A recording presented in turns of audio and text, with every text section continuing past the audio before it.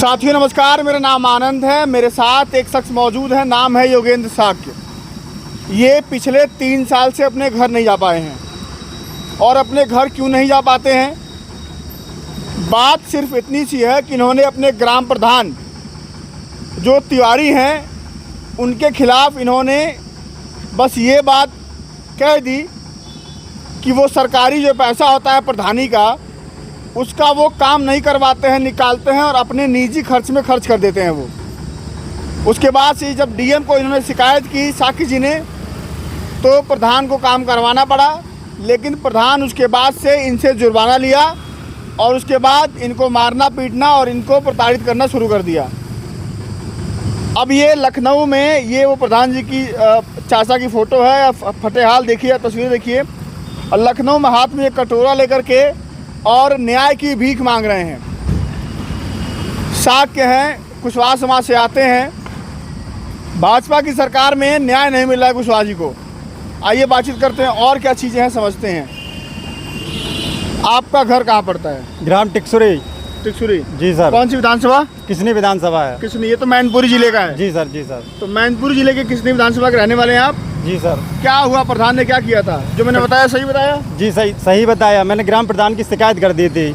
इतने ही में उन्होंने मुझे मार पीटा और जो शिकायत की थी वो काम उनको करवाना पड़ा। आपको मारा पीटा भी गया? हाँ जी। मेरी ये देख रहे, इसमें कट्टा घुसा था। हमने तो कभी देखा भी नहीं था जिंदगी में कट्टा कैसा होता है। मेरी ये बत्ती से टूटी, बोले साले तेरी जवान बंद कर देंगे। मेरी जमीन भी चली गई। 1 बीघा जमीन बेच के 4,80,000 रुपए मुझसे ले लिए। 4 लाख लिए अभिषेक तिवारी ने, 80,000 लिया बिशंबर दयाल तिवारी ने। अब हम कहाँ जाएं? कटोरा हाथ में ले लिया। इस सरकार में मुझे न्याय नहीं मिल रहा, तो बताओ कहाँ जाएं फिर? अब हम आपकी जमीन बिचवा दी? हाँ साहब, बिचवा दी और 4,80,000 रुपये ले लिया जुर्माना लिया मुझसे। और 1.5 दिन मुझे कमरे में बंद रखा। वो हालत है, मैंने गांव छोड़ दिया है। और आपके मुंह में कट्टा भी लगाया? कट्टा लगाया, खींचा है कट्टा डाल के। ये मेरी ताल बत्ती देख रहे कस रही है, जे तार कसे हुए हैं। मैं गांव चुप के जाते हैं बच्चों से मिलने के लिए। अब हम कहाँ जाएं बताओ? आप अपने घर जाते हैं तो चुपके जाते हैं? चुपके यहाँ तक ली सब गाँव जानता है। गाँव वालों ने चंदा दिया मुख्यमंत्री से पहुँचने के लिए। अच्छा। चंदा तब मुख्यमंत्री जी से पहुंचे, लेकिन फिर भी कोई कानूनी कार्रवाई नहीं हुई। इनके हाथ में माननीय मुख्यमंत्री उत्तर प्रदेश सरकार का ये जो भी है आदेश है, पूरा लिखा हुआ 4,80,000 रुपये की मांग, नहीं तो जेल भिजवा रहा है। हमने जेल जाने के डर से अपनी ज़मीन बेचकर 4 लाख नगद, वो 4 लाख रुपये नगद और 80,000 इसके चाचा बिशंबर, पूरा जो भी कहानी है उसमें लिखा हुआ है कि 4,80,000 रुपये इन्होंने दिया। उसने बोला कि नहीं दोगे जेल भिजवा दूंगा। इन्होंने अपनी ज़मीन बेच करके उस प्रधान को, उसके चाचा को दिया पैसा। और साहब एक भी बात अगर झूठी हो तो माननीय मुख्यमंत्री जी से कहना चाहता हूँ, जो सजा देना चाहे वो सजा मुझे दे दें। तो आप केशव प्रसाद मौर्य के पास नहीं गए? केशव प्रसाद मौर्य साक्य सैनिक कुशवाहा समाज के बड़े नेता हैं, डिप्टी सीएम कहते हैं अपने आप को। उनसे तो गए थे, उन्होंने तो साहब ही कह दिया कि पंडितों से क्यों उलझते हो।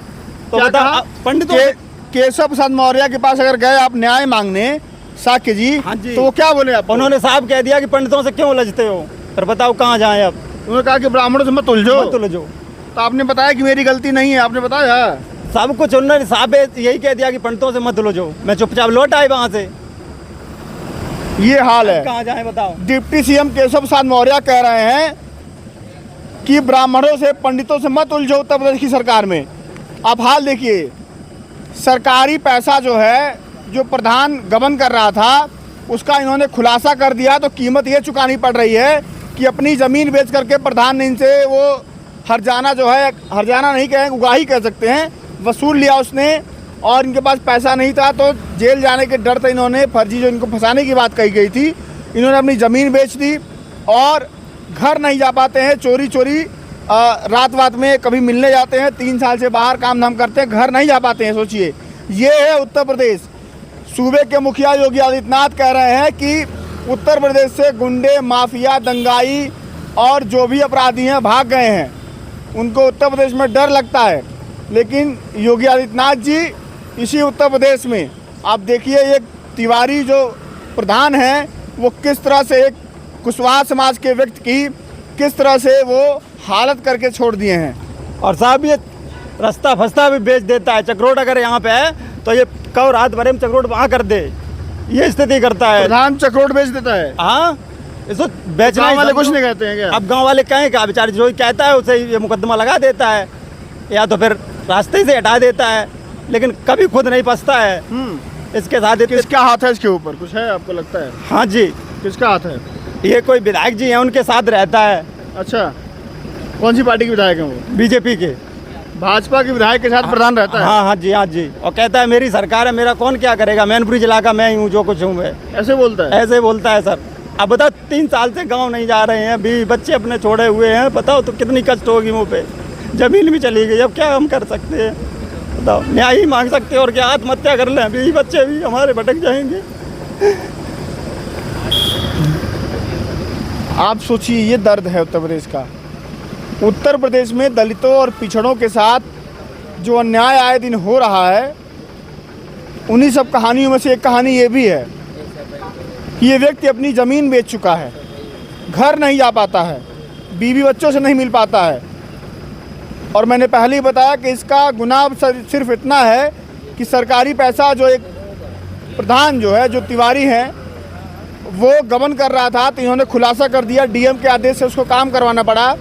फिर उसके बाद से प्रधान वो पैसा इनसे वसूलता है, इनकी ज़मीन बेचवा करके। ये है उत्तर प्रदेश का हाल, सच्चाई ये है। तो क्या हुआ, न्याय आप मांग रहे हैं, 3 साल से नहीं मिला? नहीं, कहीं नहीं। तो क्या करेंगे अब क्या करेंगे?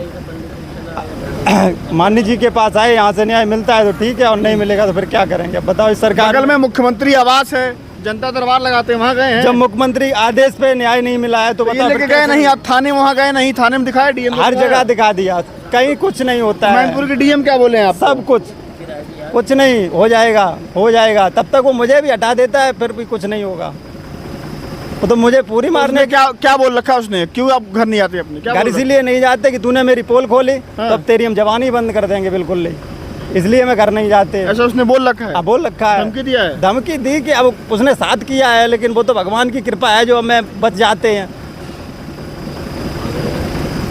तो क्या कहेंगे आप? अब क्या लोगों कहेंगे? से क्या कहेंगे? मुख्यमंत्री से क्या कहेंगे? क्या अपील है मुख्यमंत्री से यही कहना चाहता हूँ कि कृपा करके मुझे न्याय तो दिलवाओ। मेरी ज़मीन भी चली गई, जो कुछ भी था वो भी चली गई, कटोरा हाथ में आ गया, अब भी क्या करें बताओ? माननीय मुख्यमंत्री जी कहते हैं कि उनने गुंडा माफिया, अब ये कौन है?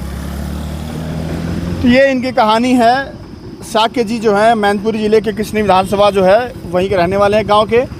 और पूरी बात मैंने आपको बता ही दी है कि आप सोचिए कि उत्तर प्रदेश में न्याय व्यवस्था कैसी है और किस तरह से सरेआम एक प्रधान जो है, आपने गाजीपुर में भी, कटरिया में भी देखा, कटरिया का एक ग्राम प्रधान किस तरह से पुलिस महकमे के सामने किस तरह से जिस भाषा का, जिस रवैया का प्रदर्शन करता है, वो भी आपसे अछूता नहीं है।